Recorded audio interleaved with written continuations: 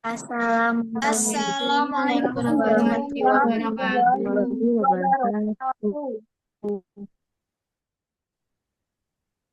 Halo semuanya, perkenalkan kami dari kelompok 3 akan membahas tentang teori gerakan air. Nah, sebelum itu perkenalkan saya Anida Khofia dan rekan-rekan saya. Saya Balkis Resti. Saya Fitriana Lailatul Saya Rahma. Husnala Daisy Mata Kandi. Saya Nafasa Gunestu Putri. Dari Bima Mustafa.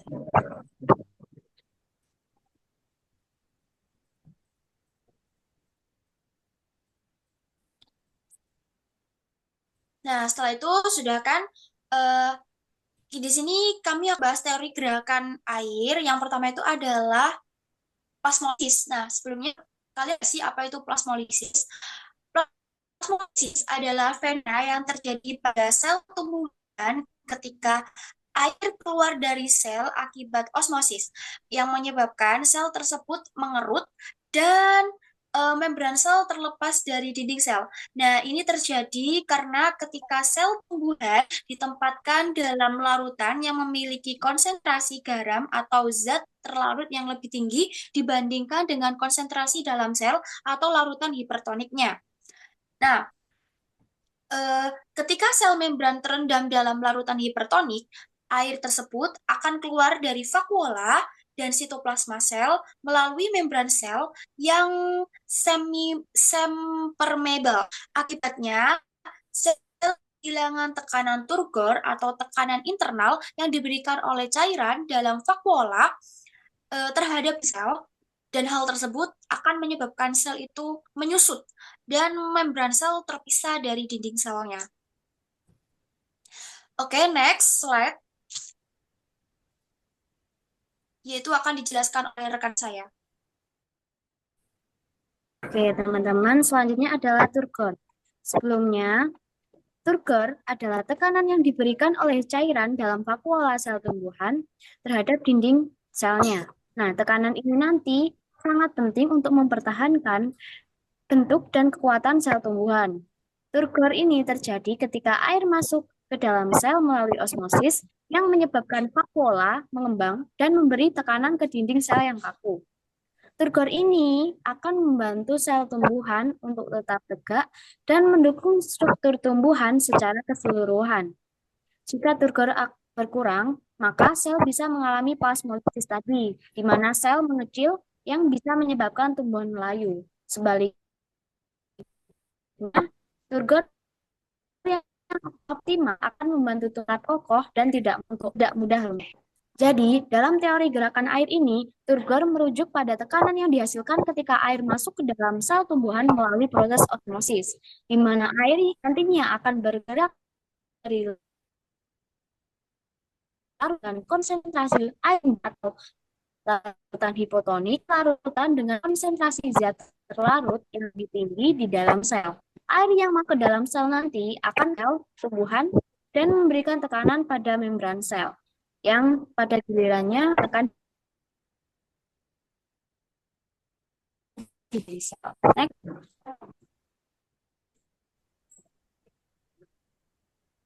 Baik, semuanya ada. Nah, teori itu menjelaskan di mana air bergerak di dalam tumbuhan dan akar hingga ke daun.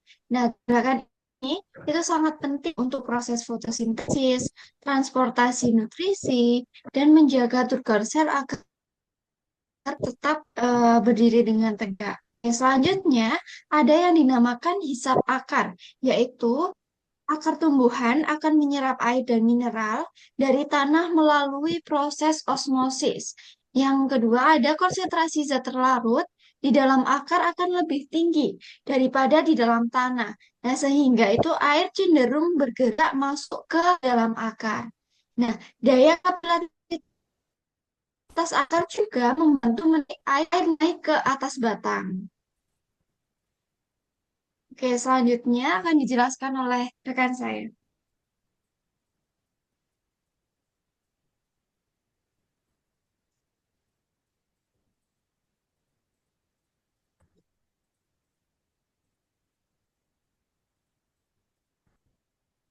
Oh, baik, selanjutnya ada tekanan akar yang dimana akar yang aktif akan menyerap air, akan menciptakan tekanan yang positif di dalam silem atau pembuluh angkut air. Nah, ada tekanan ini itu membantu mendorong air ke atas batang, terutama pada saat malam hari ketika transpirasi itu rendah. Baik, selanjutnya akan dijelaskan oleh rekan saya. Selanjutnya, transpirasi. Proses penguapan air melalui stomata atau mulut daun menciptakan tarikan, tarik-menarik pada kolom air di dalam silem. Tarik-menarik ini membantu menarik air dari akar hingga ke daun. Selanjutnya,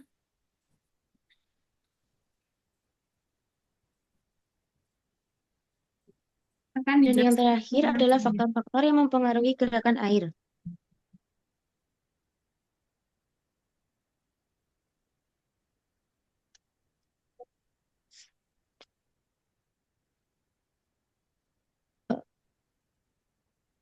Yang pertama adalah intensitas cahaya. Intensitas cahaya mempengaruhi laju transpirasi.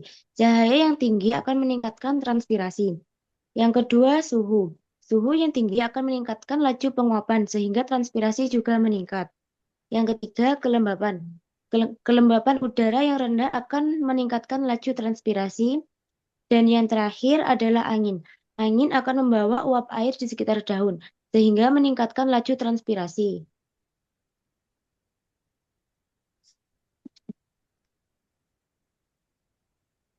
Baik, itu saja penjelasan dari kami. Kita langsung ke sesi tanya jawab.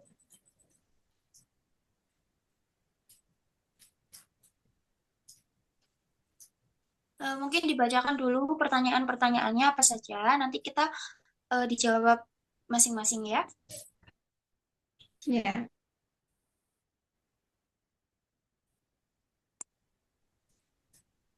Oh, baik, untuk pertanyaan pertama itu ada bagaimana pengaruh pencemaran tanah terhadap kemampuan tanaman dalam menyerap air dan nutrisi? Mungkin bisa dijawab oleh rekan saya. Baik, untuk pertanyaan pertama, pencemaran tanah seperti logam berat, limbah kimia, atau dapat merusak struktur dan kualitas tanah yang menghambat kemampuan tanaman dalam menyerap air dan nutrisi.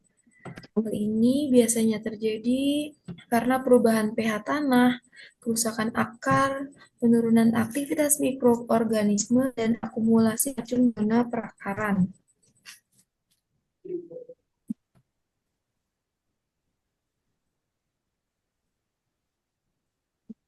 Untuk yang perubahan pH tanah, pH yang terlalu rendah atau tinggi mengganggu ketersediaan nutrisi bagi tanaman. Sedangkan untuk kerusakan akar, pencemaran dapat meracuni akar, tanaman mengurangi kemampuannya untuk menyerap air dan nutrisi. Serta dalam penurunan aktivitas mikroorganisme, tanam mikroorganisme yang membantu dekomposisi dan pelepasan nutrisi terganggu. Dan yang terakhir, akumulasi racun di zona perakaran menciptakan tekanan osmotik yang tidak menguntungkan sehingga air sulit diserap oleh tanaman.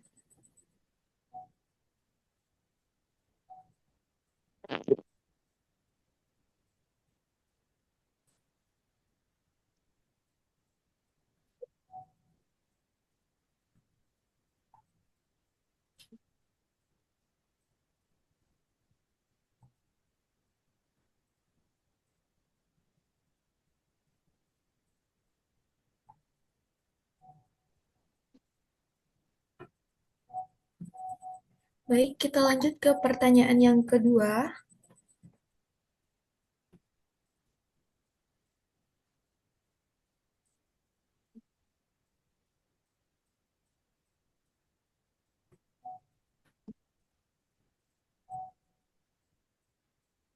Eh, untuk pertanyaan kedua itu ada, apakah mekanisme pengangkutan air pada tanaman berkayu sama dengan tanaman herba?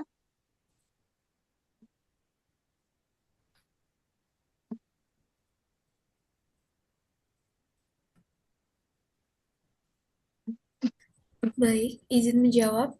Untuk pertanyaan dari kelompok kedua, mekanisme pengangkutan air pada tanaman berkaryu dan herbal secara umum memiliki mekanisme yang sama karena bergantung pada jaringan silem, tetapi terdapat perbedaan, yaitu kayu menggunakan trakea besar dan trakeid untuk transportasi air ke bagian atas. Sila pada tanaman berkayu lebih berkembang, memungkinkan transportasi air hingga ketinggian yang signifikan. Sedangkan pada tanaman herbal biasanya memiliki trakeid yang lebih kecil dan silem yang lebih sederhana, sehingga aliran air lebih terbatas pada jarak pendek. Meskipun prinsipnya sama, melalui gradien tekanan air dan transpirasi, tanaman berkayu lebih efisien dalam transportasi jarak jauh karena struktur silemnya yang lebih kompleks. Baik, untuk tanggapannya bisa dikirim di komentar. Kita lanjut ke pertanyaan yang ketiga. Silakan Nana membacakan kembali pertanyaan ketiga. Baik, untuk pertanyaan ketiga itu ada bagaimana prinsip hukum difusi dan osmosis menjelaskan gerakan air melalui membran sel tanaman. Baik, terima kasih atas pertanyaan kelompok 4. Mohon maaf, terima kasih atas pertanyaan dari kelompok 4. Izin untuk menjawab pertanyaannya. Jadi, prinsip hukum difusi dan osmosis dalam gerakan air melalui membran sel tanaman, yang pertama itu adalah difusi. Molekul air bergerak dari konsentrasi tinggi ke konsentrasi rendah. Misalnya saat ini mineral diambil oleh akar dan menyebabkan gradien konsentrasi yang menarik air ke dalam sel. Yang kedua itu adalah osmosis. Nah, akan melintasi dan semi permeable menuju larutan yang memiliki konsentrasi zat yang terlarut lebih tinggi. Misalnya dalam vakuola. Nah, akar tersebut akan menyerap air melalui osmosis dari tanah ke dalam sel-sel korteks akar. Yang kedua yaitu adalah gradien potensial air antara tanah, akar, dan batang, serta daun akan menyebabkan aliran air ke atas.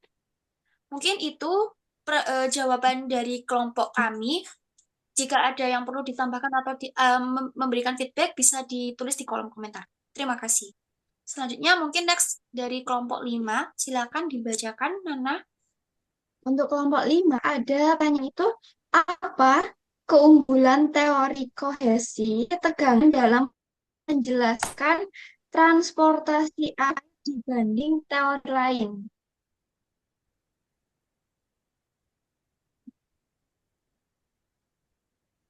Mungkin bisa dijawab oleh rekan-rekan yang lain.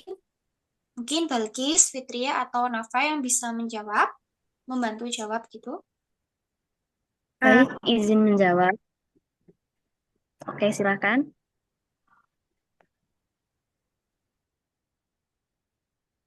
Baik, mungkin silakan Fitria dulu. Baik, terima kasih. Izin menjawab pertanyaan dari kelompok 5. Keunggulan teori kohesi dan tegangan dalam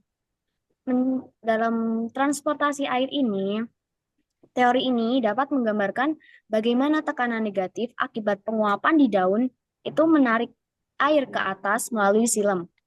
Kohesi antar molekul air memungkinkan kolom air tetap utuh meski berada dalam kondisi tekanan yang rendah. Nah, transportasi air ini tidak memerlukan energi metabolik, melainkan bergantung pada gradien tekanan dan energi matahari. Baik, segitu saja jawaban dari kelompok kami. Mungkin ada yang ingin menambahkan, silahkan.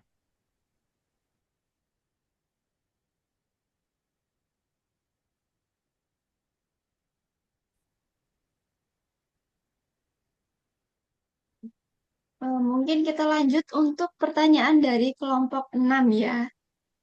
Mohon maaf, Itu kami mohon maaf apabila Iya, salah satu dari teman kami bolak-balik masuk Zoom karena terdapat sinyal yang jelek. Mohon dimaklumi. Mungkin akan lanjut aja ya dari kelompok 6. Kelompok terakhir bisa dibacakan soalnya Nana. baik. Untuk kelompok 6 ada pertanyaan yaitu bagaimana variabilitas struktur silem mempengaruhi efisiensi dan resiko kapitasi dalam transportasi air. Seperti itu. Oke, terima kasih atas pertanyaan dari kelompok 6. Mungkin bisa dijawab oleh rekan kita.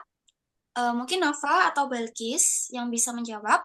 Silakan, dipersilakan.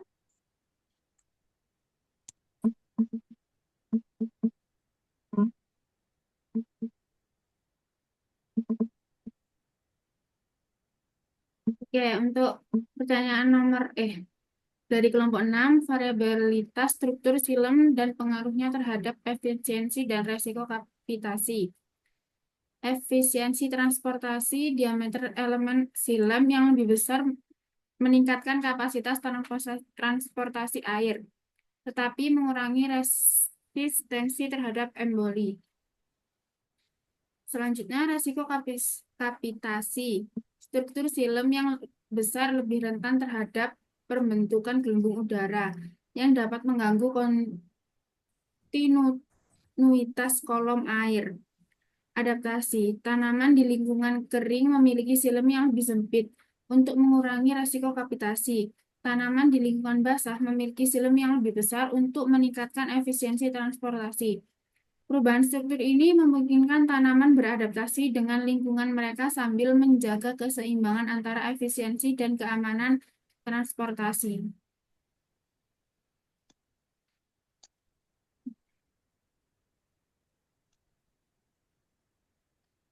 Baik, itu saja jawaban dari kami untuk kelompok 6. Apabila ada tanggapan atau kurang memuaskan dari kelompok kami, bisa ditulis di kolom komentar untuk membantu kita memberikan jawaban yang dengan versi yang terbaik. Eh, Mungkin itu saja presentasi yang dapat kami sampaikan. Untuk rekan-rekan, apakah ada perlu disampaikan lagi atau tidak?